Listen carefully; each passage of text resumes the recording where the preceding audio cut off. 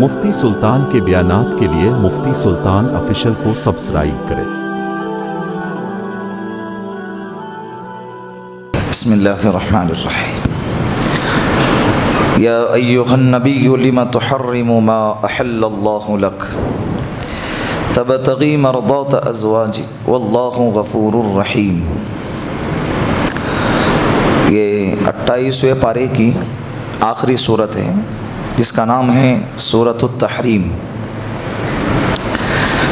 اے نبی، اللہ فرما رہے ہیں اے نبی لم تحرم ما احل اللہ لک، اللہ نے جو چیز آپ کے لیے حلال کی ہے آپ اسے حرام نہ کیجیے، آپ اسے حرام نہ کیجیے۔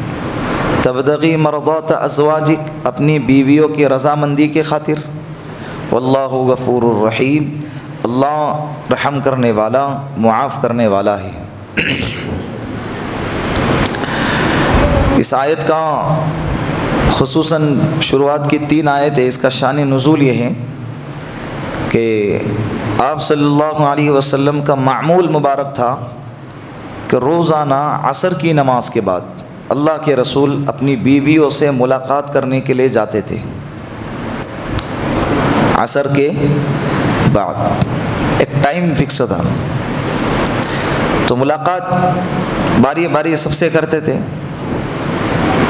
اللہ کے رسول صلی اللہ علیہ وسلم جب حضرت زینب بنت جحش رضی اللہ عنہا ان کے مکان پر جب جاتے تو حضرت زینب رضی اللہ عنہا اللہ کے رسول کی خدمت میں شہد پیش کرتی۔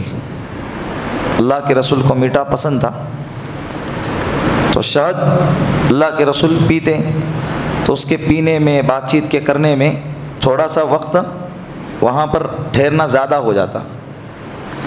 تو دوسرے جو بیویاں ہیں جیسے حضرت امی عائشہ، بخاری کی روایت ہے، حضرت امی عائشہ صدیقہ رضی اللہ عنہا اور حضرت حفصہ رضی اللہ عنہا، یہ آپس میں مشورہ کرنے لگے، پلاننگ، کہ اللہ کے رسول صلی اللہ علیہ وسلم کو روزانہ اپنے پاس وہاں سے آتے ہوئے کیا ہو رہی ہے، دیر ہو رہی ہے۔ تو لہٰذا ہم یہ ترتیب اور یہ ترغیب کرتے ہیں کہ اب اگر اللہ کے رسول تمہارے پاس آئے، یعنی دونوں میں سے کسی کے پاس بھی، تو ہم کو یہ کہنا ہے کہ یا رسول اللہ کیا آپ نے مغافیر کھایا ہے؟ مغافیر ایک قسم کا گوند ہوتا ہے، گوند جس سے بساندی بدبو آتی ہے۔ اللہ کے رسول صلی اللہ علیہ وسلم امی عائشہ کے پاس آئے، امی نے فرمایا یا رسول اللہ کیا آپ نے گوند کھایا ہے، مغافیر کھایا ہے؟ کہا کہ نہیں، تو میں نے تو زینب کے پاس شہد کھایا ہے۔ پھر اللہ کے رسول صلی اللہ علیہ وسلم حضرت حفصہ کے پاس آئے، حضرت حفصہ نے بھی وہی کہا جو امی عائشہ نے کہا تھا کہ یا رسول اللہ آپ نے مغافیر کھایا ہے؟ اللہ کے رسول نے فرمایا نہیں، میں تو شہد کھایا ہوں۔ اس وقت پھر اللہ کے رسول نے قسم کھائی کہ میں قسم کھاتا ہوں کہ میں آج کے بعد شہد نہیں کھاؤں گا، اور ان سے یہ کہا حضرت حفصہ سے کہ یہ بات کسی سے نہ کہنا، اس لیے کہ بات اگر عام ہو جائیں گی تو زینب تک بھی جائیں گی، اس کو برا لگے گا، اس کا دل کیا ہوگا، ٹوٹے گا۔ یہ جو پلاننگ کر رہے ہیں نا امی عائشہ، حضرت حفصہ، یہ سوکن ہیں حضرت زینب کی، تو ان کا پلاننگ کرنا اور اس طرح سے تدبیریں کرنا اور اللہ کے رسول کو تکلیف دینا ان کا یہ منشا نہیں تھا۔ یہ جو ہے نا، جب کسی کے دل میں حد درجہ محبت ہوتی ہے تو کم توجہی پر شکایت ہوتی ہے۔ انسان کو جب کسی سے عشق محبت زیادہ ہوتا ہے تو اس وقت میں کم توجہی پر کیا ہوتا ہے، شکایت ہے۔ جیسے ہماری مثال لے لیں، شادی کے 1-1.5 مہینے کے اندر اندر شوہر اگر گھر پہ لیٹ آ جائے تو بیوی کی طرف سے فون آتے ہیں کہ کہاں ہیں، آج صبح سے آپ کا دیدار نہیں ہوا، ملاقات نہیں ہوئی، آپ سے باتیں نہیں ہوئی۔ 1-2 مہینے کے اندر، اس سے زیادہ نہیں ہے۔ اور اسی طرح شوہر کے بھی دل میں ہے کہ دوستوں میں بھی یہ باتیں ہوتی ہے کہ ابھی مہینہ بھر یہ دکھیں گا نہیں، شادی کے دن بولتے نہیں ابھی مہینہ بھر یہ دکھیں گا نہیں، تو جہاں محبت ہوتی ہے کم توجہی پر شکایت ہوتی ہے، اور پھر ہمارے جیسا اب ہو گیا پرانا سب کچھ ہو گیا تو دن بھر باہر پھرو، عورت بھی کہتے ہیں تم کو جہاں جانا ہے وہاں جاؤ، مہینہ بھر نہیں آئے تبھی چلے گا۔ تو جہاں کم توجہی کی شکایت کہاں ہوتی ہے؟ تو ان کا یہ جائز ہے نا، یہ اللہ کے رسول سے اتنی محبت کرتے تھے تو اس کے نتیجے میں یہ واقعہ پیش آیا۔ لیکن قرآن کریم نازل ہوا اور اللہ کے رسول سے فرمایا گیا کہ نبی جی ہم نے جو چیز آپ پر حلال کی ہے آپ اسے اپنی عورتوں کی رضا کی خاطر اس کو حرام کیوں کر رہے ہو؟ کتنی بڑی بات ہے کہ اللہ کے رسول سے کہا جا رہا ہے ہم دھڑلے سے جو دل میں آیا وہ حلال، جو دل میں آیا وہ حرام۔ آپ صلی اللہ علیہ وسلم کو اس میں بتایا گیا ہے کہ حلال کی چیز جس طرح سے حرام نہیں کر سکتے، اس سے ایک اور چیز سمجھ میں آ گئی کہ جو چیز حرام ہے اسے حلال نہیں کر سکتے۔ اسی صورت کے اندر اللہ رب العزت نے ایک آیت نازل فرمائی، یا ایھا الذین آمنوا قوا انفسکم واہلیکم نارا، اے ایمان والو اپنے آپ کو اپنے گھر والوں کو جہنم کی آگ سے بچاؤ۔ وہ جہنم کی آگ جس کا ایندھن انسان اور پتھر ہوں گے۔ اللہ رب العزت نے ہمیں جہنم سے بچنے کو کہا ہے۔ اگر سزا دینے کا ہی ارادہ ہوتا اللہ کا تو بار بار اللہ جہنم سے، قیامت سے، موت سے ہم کو نہیں ڈراتے، گویا کہ اللہ ہم کو بچانا چاہتے ہیں۔ تو اللہ اس آیت میں یہ کہہ رہے ہیں کہ اے میرے بندو اپنے گھر کو دیندار بناؤ۔ کیا بناؤ؟ دیندار۔ یہ نہیں کہ باپ نمازی تو بیٹا بے نمازی چلے گا، بالکل نہیں چلے گا۔ کلکم راع وکلکم مسئول عن رعیتی، اللہ کے رسول نے فرمایا کہ ہر انسان ذمہ دار ہے، اس سے اس کے ماتحت کے بارے میں پوچھا جائے گا، ماں باپ سے اولاد کے بارے میں پوچھا جائے گا، شوہر سے بیوی کے بارے میں پوچھا جائے گا، بڑے بھائی سے چھوٹے بھائی کے بارے میں پوچھا جائے گا کہ تو نماز پڑھتا تھا تیری اولاد کیوں بے نمازی تھی، تو نماز پڑھتا تھا تیری بیوی بے نمازی کیوں تھی، تو شریعت پہ چلتا تھا تیری بیوی بغیر پردے کے کیوں چلتی تھی۔ اللہ پوچھیں گے کلکم راع وکلکم مسئول عن رعیتی، ہم آزاد نہیں ہیں، ہم سے پوچھا جائے گا۔ تو لہٰذا اپنی اولاد کی، اپنے گھر والوں کی دین کی فکر کرنی چاہیے۔ مال تو کیا ہے، آنے جانے والی چیز ہے، یہ مقدر پر ہے، لیکن دین محنت پر ہے۔ جو جتنا زیادہ اس پر محنت کرے گا وہ اتنا آگے بڑھے گا، وہ اتنا ترقی کرے گا۔ اس لیے کوشش کریں کہ اپنے گھر والوں کو دیندار بنائیں۔ ہوتا ہے ایسا، ارے کئی غیر مسلم ہیں اسلام میں آتے ہیں، ان کے اولادیں نسل در نسل حافظ قرآن بنتی ہے، تو ہم تو الحمدللہ پہلے سے ایمان والے ہیں، تو ہمارے لیے ہمارے گھرانوں کو دیندار بنانا کوئی مشکل عمل نہیں ہے۔ کوشش کرنا ہے، بس خواہشات کو دبانا ہے، غیر شرعی چیزوں پر اپنے گھر والوں کو نہیں لے جانا ہے، ان کے غیر شرعی خواہشات کو پورا نہیں کرنا ہے، غیر شرعی ضرورتوں کو پورا نہیں کرنا ہے، چاہے روتا ہے روئے، تڑپتا ہے تڑپے، مرتا ہے اپنی بلا سے۔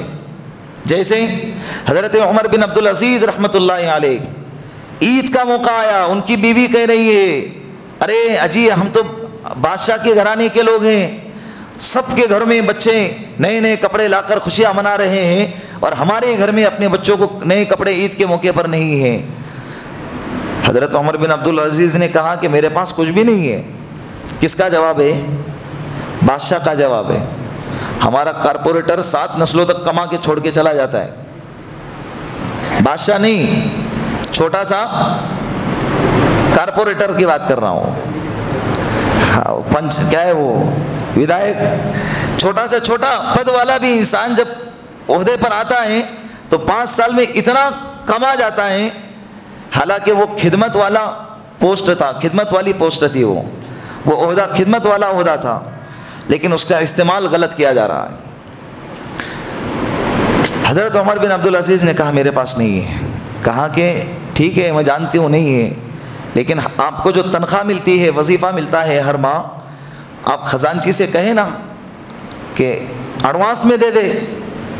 ہاں یہ ٹھیک ہے، جا کر کہا خزانچی سے کہ مجھے ایڈوانس میں 1 مہینے پہلے ہی تنخواہ اس کی دے دے تاکہ میرے بچے نئے کپڑے پہن لے عید کے موقع پر۔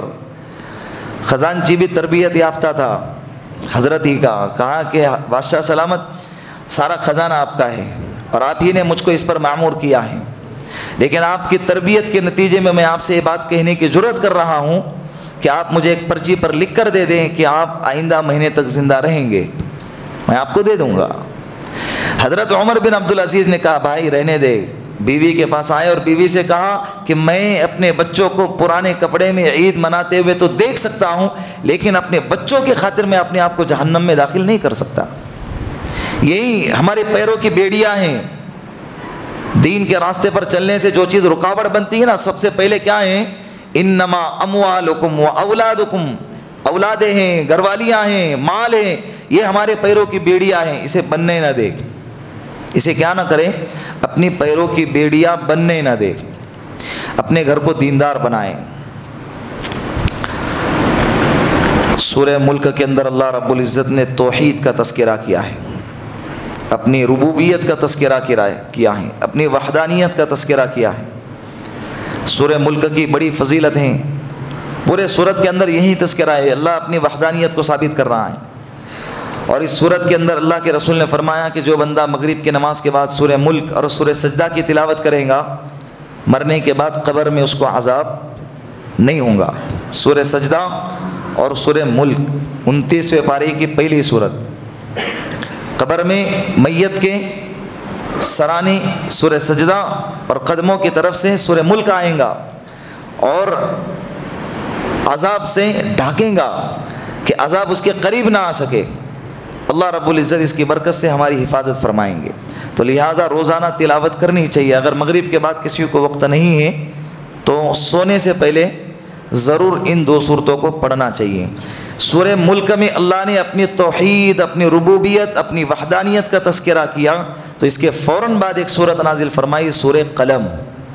اس کے اندر اللہ نے رسالت کا تذکرہ کیا۔ کس کا؟ اپنے نبی کے رسالت کا۔ مکہ والے جو ہے نا، اللہ کے رسول کو نعوذ باللہ پاگل کہتے تھے۔ کیا کہتے تھے؟ مجنون، یہ پاگل ہے، دیوانہ ہے۔ قرآن نے کہا نون والقلم وما یسطرون، قسم ہے مجھے قلم کی اور اس کے لکھے ہوئے چیزوں کی۔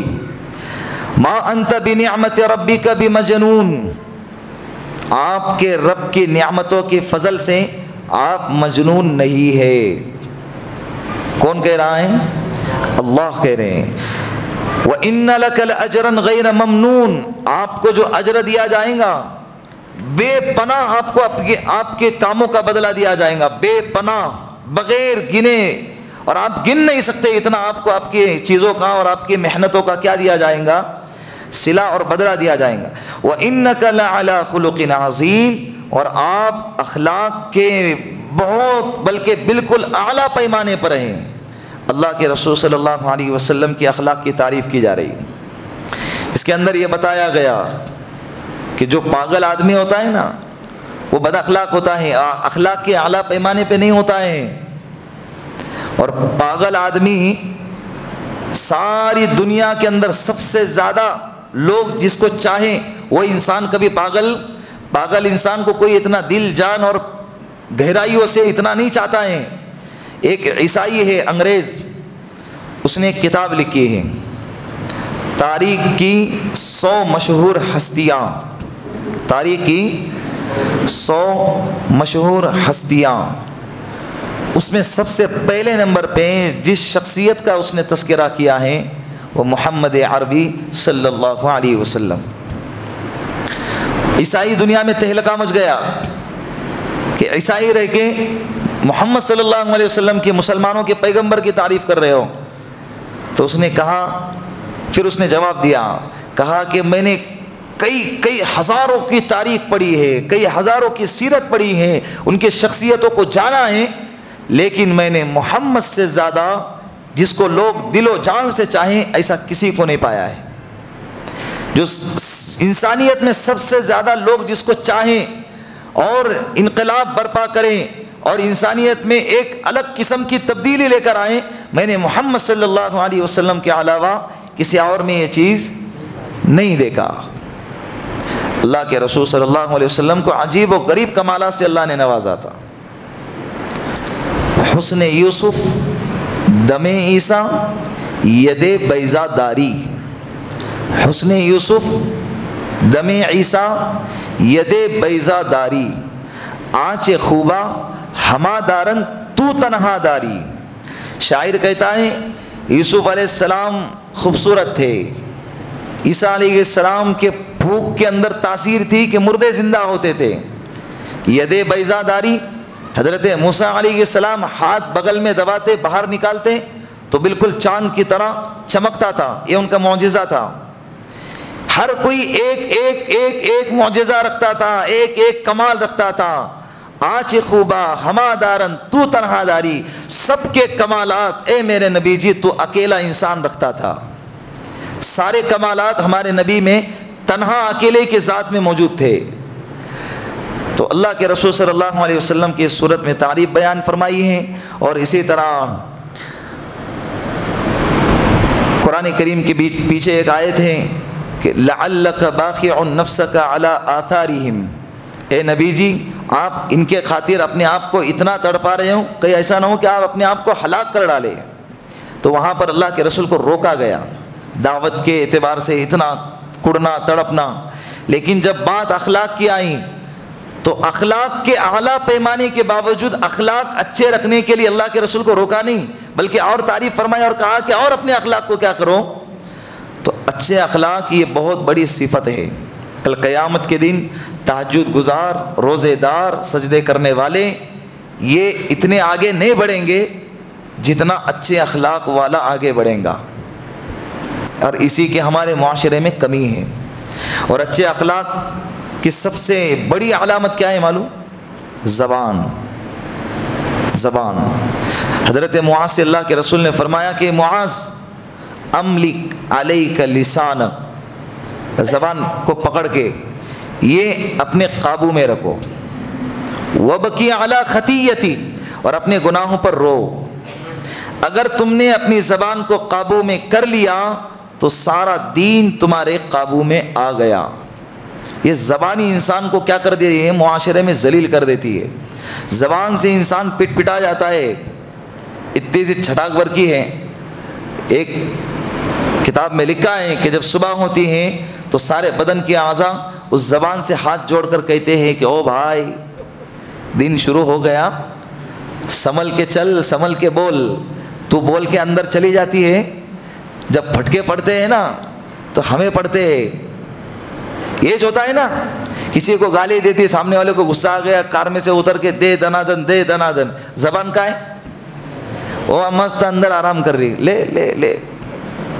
اور بیچارہ کیا ہے, پیٹ مار کھا رہی, سر مار کھا رہا ہے, پیر مار کھا رہا ہے. تو یہی زبان کو قابو میں رکھنا. طلاقیں کس سے ہوتی ہے؟ زبان سے.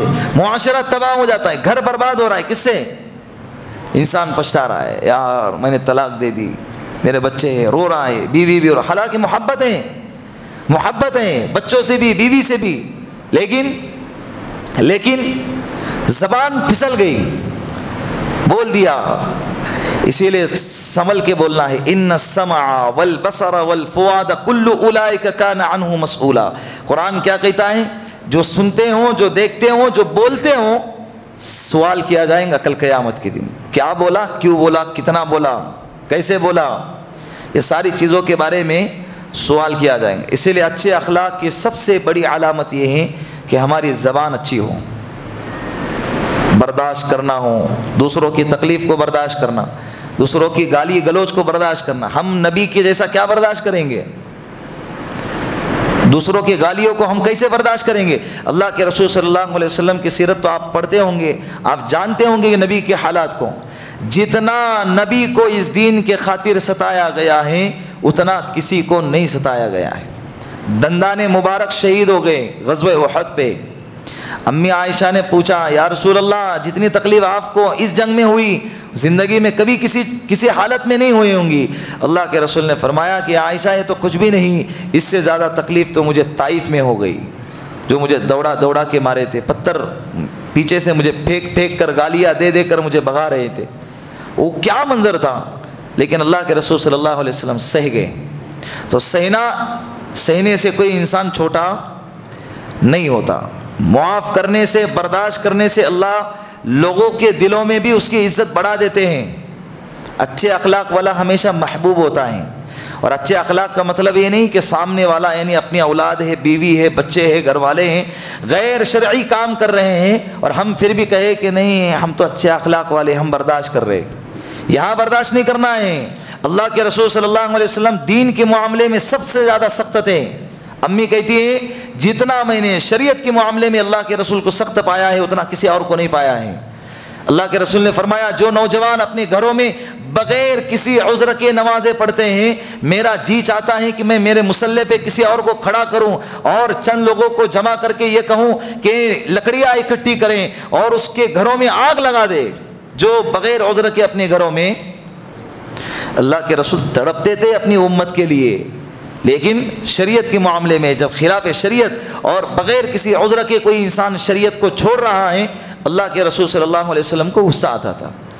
تو بات جب شریعت کی آئیں گی تو وہاں پر ہم برداشت نہیں کریں گے. سمجھ رہے ہیں؟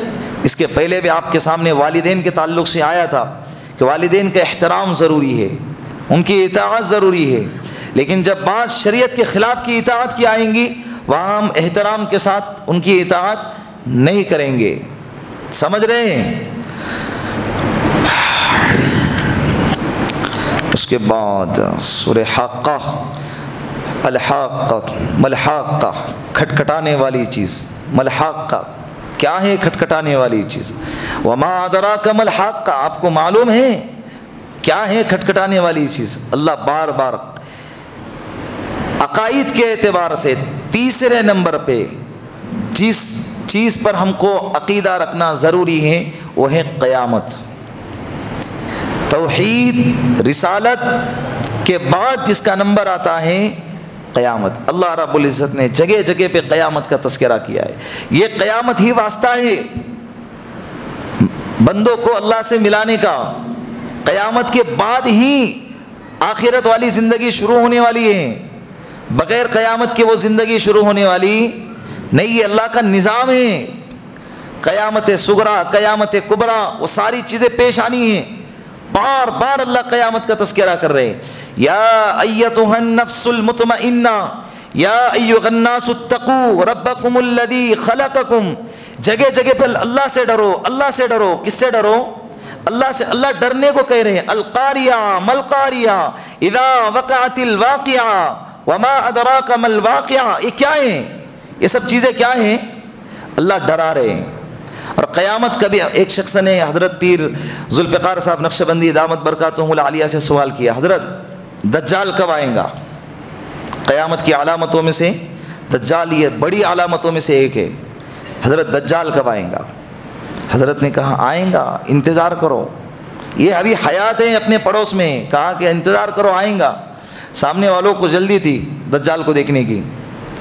تو اس نے کیا کیا اور سوال کے اندر شدت پیدا کی. کہا حضرت نہیں بتاؤ نا کب آئیں گا؟ کہا آئیں گا انتظار کرو. کہا کہ نہیں کب آئیں گا بتاؤ.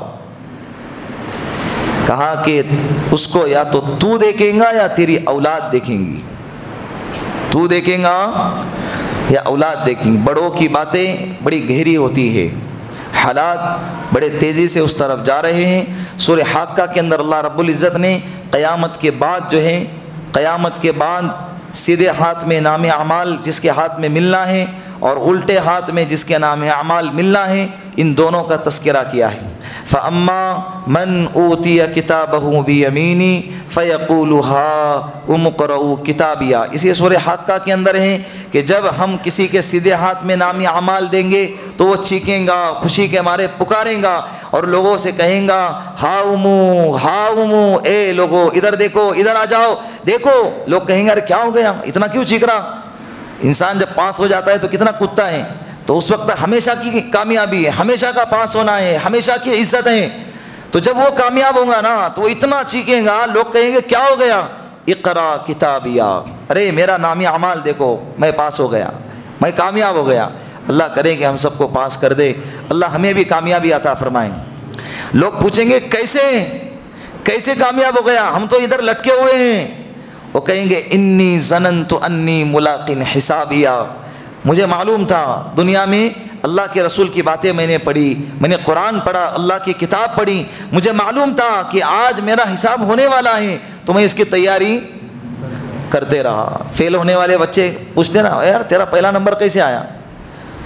سال بھر میں نے چنے نہیں چبایا، پڑھتے رہا، سال بھر ٹائم پاس نہیں کیا، وقت ضائع نہیں کیا، ہوٹلوں پہ گپے نہیں مارا، میں برابر پورے سال محنت کرتا رہا، اس لیے کہ مجھے معلوم تھا ایگزام آنا ہے اور مجھے امتحان دینا ہے، اور میں کیا ہو گیا؟ اور یہ بھی ہمارے ساتھ ہونا ہے۔ اوپر سے آواز آئیں گی فَهُوَ فِي عِيشَةٍ رَاضِيَةٍ فِي جَنَّةٍ عَالِيَةٍ، اس سے کہو کہ میں ہمیشہ ہمیشہ کے لیے اس سے راضی ہو گیا، اس کو داخل کرو فی جنت عالیہ، بہترین جنت میں، بہترین جگہ پہ، ایک دم اعلیٰ شان بنگلوں کے اندر اسے داخل کرو۔ فَهُوَ فِي عِيشَةٍ رَاضِيَةٍ فِي جَنَّةٍ عَالِيَةٍ قُطُوفُهَا دَانِيَةٌ كُلُوا وَاشْرَبُوا هَنِيئًا بِمَا أَسْلَفْتُمْ فِي الْأَيَّامِ الْخَالِيَةِ، کھاؤ میوے اور پانی پیو، عیش کرو، اور جہاں جانا چاہیں وہاں چلے جاؤ، اور جس جگہ پہ جانا ہے اس جگہ پہ ہم کو ہمیشہ ہمیشہ رہنا ہے، نکلنا۔ ذاتی مکان بننے کے بعد بھی جو ہے نا، کئی ایسے افراد کو میں نے دیکھا ہے بڑی مشکل سے 3 سے 4 سال تک اس مکان میں رہنے کی نوبت آئی ہے، اس کے بعد وہ گھر چھوڑ کے دنیا سے بڑی محبت سے، بڑی محنت سے، بڑے لگن سے اس گھر کو بنایا تھا، ایک ایک اینٹ کو اپنے ہاتھوں سے سجایا تھا، کس جگہ پہ کچن ہونا چاہیے، کس جگہ پہ بیڈ روم ہونا چاہیے، کس جگہ پہ ہال ہونا چاہیے، پائیدان کیسا ہونا چاہیے، باتھ روم اس کا کیسا ہونا چاہیے، باتھ روم کے لیے مہینوں لگایا، اس پہ لاکھوں خرچہ کیا، سارے سب کچھ ہر چیز اپنے خواہش کے مطابق اور اپنے پسند کے مطابق کیا۔ پھر ایک وقت متعین اس کا بھی آ گیا اور وہ دنیا سے اتنے خوبصورت اس کے ذاتی مکان کو چھوڑ کر، یہاں اس دنیا میں ہمارا کچھ بھی نہیں ہے، ہمارا اس دنیا میں بولو کچھ بھی نہیں ہے، سب کچھ فنا ہے، ہر چیز وقتی ہے۔ سب سے بڑا بیوقوف انسان ہے وہ، دنیا کا سب سے بڑا بیوقوف انسان جو اللہ کو، اللہ کے رسول کو اور دین کو چھوڑ کر کیا کریں، خالص دنیا کے کمانے میں اپنے آپ کو لگاتا رہے، خالص اپنے آپ کو دنیا کے کمانے میں۔ دنیا کمانا منع نہیں ہے، انبیاء نے بھی تجارت کی ہے، صحابہ کرام نے بھی تجارت کی ہے، لیکن ہماری تجارت تو بالکل الگ ہی ہے۔ دنیا دار انسان بنتا ہے تو خالص دنیا داری بن جاتا ہے، دیندار بنتا ہے تو خالص دینداری بنتا ہے، نہیں، دونوں چیز کو ساتھ میں لے کے چلنا ہے۔ بیوی کے حقوق ہیں، بچوں کے حقوق ہیں، اپنے آپ کے حقوق ہیں، اپنے گھر والوں کے حقوق ہیں، حقوق کی ادائیگی کے ساتھ اللہ کو راضی کرنا ہے۔ سورہ نوح کے اندر اللہ رب العزت نے حضرت نوح علیہ السلام کی دعوت کا تذکرہ کیا ہے۔ قال رب انی دعوت قومی لیلا ونہارا، اللہ سے حضرت نوح علیہ السلام کہہ رہے کہ اے اللہ، میں نے میری قوم کو رات میں دعوت دی، دن میں دعوت دی، دن میں بلایا، رات میں بلایا، یعنی کوئی وقت ایسا نہیں چھوڑا کہ جس میں نہ گیا ہوں، لیکن میری قوم سنتے ہی نہیں ہیں۔ 950 سال تک، کتنے سال؟ 950 سال تک حضرت نوح علیہ السلام اپنی قوم کو دعوت دیتے رہے، قوم ان کو مارتی رہی، مرا ہوا سمجھ کے گلی کے کونے میں پھینک کر چلے جاتے تھے، صبح اٹھ کے پھر آتے تھے اور اللہ کی طرف بلاتے تھے۔ انبیاء علیہ السلام کا ظرف بھی بڑا اونچا ہوتا ہے، نبیوں کا ظرف بھی بڑا اونچا ہوتا ہے۔ ہم اتنی قربانیاں دے نہیں سکتے، لیکن جتنا ہمارے بساط میں ہے، جتنے ہماری استطاعت میں ہے، جتنی ہمارے طاقت میں ہے، اتنا تو ہم کر سکتے ہیں نا۔ اللہ کے راستے میں نکلنا ہے، کتنی عافیت کے ساتھ اللہ ہم سے کام لے رہے، دیکھیں نا کتنی عافیت کے ساتھ۔ یہ جب کارگزاری ایسے سنتے نا، بیاگ اٹھا کے پھینک دیے، ان کو اتنا مارے، ہاسپٹل جانا پڑا، یہ ہماری بڑوں کی کارگزاریاں ہیں۔ یوں لگتا ہے کہ ان لوگوں نے روزہ رکھا ہے، ان لوگوں نے روزے کے ایام دیکھے ہیں، اور ہم جو حالات دیکھ رہے ہیں یہ کون سے حالات ہیں؟ افطاری کے حالات ہیں۔ پکے پکایا دسترخوان، میوہ ہمارے سامنے آیا ہے، ہمیں صرف اسے کھانا ہے، لیکن کھانا بھی نہیں جم رہا ہے، کھانے کے لیے بھی کیا ہو رہا ہے؟ آگے پیچھے ہو رہے۔ اللہ رب العزت جتنے بھی باتیں پورے مہینے کے اندر کی گئی ہے، ان باتوں پر مجھے بھی، آپ کو بھی، ہم سب کو عمل کرنے کی توفیق عطا فرمائیں۔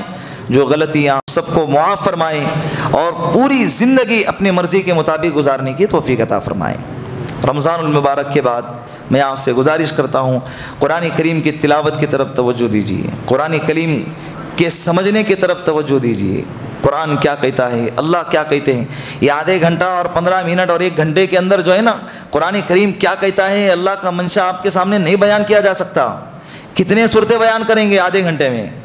آدھا گھنٹہ ہونے کے بعد چند لوگوں کی نظریں گھڑی کی طرف چلے جاتی ہیں، تو کتنا بیان کریں گے؟ ہم نہیں بیان کر سکتے۔ تو لہٰذا آپ اپنے شوق، اپنے جذبے کے اعتبار سے، ہزاروں لاکھوں کتابیں چھپی ہیں اللہ کے رسول کی زندگی پر، قرآن کریم کے تفاسیر پر، اور چھپتی جا رہی ہیں اور قیامت تک چھپتی جائیں گی۔ ہندی میں چاہیے ہندی میں، انگریزی میں چاہیے، آپ جو زبان سمجھتے ہیں وہ زبان میں ہے۔ اس کے باوجود لکھنے والوں نے اتنا لکھا ہے کہ بس ابھی اس کو پڑھنا ہے، ہم سے پڑھا بھی نہیں جا رہا ہے۔ تو سب کریں گے نا انشاءاللہ؟ اللہ عمل کی توفیق عطا فرمائے۔ وآخر دعوانا ان الحمد للہ رب العالمین۔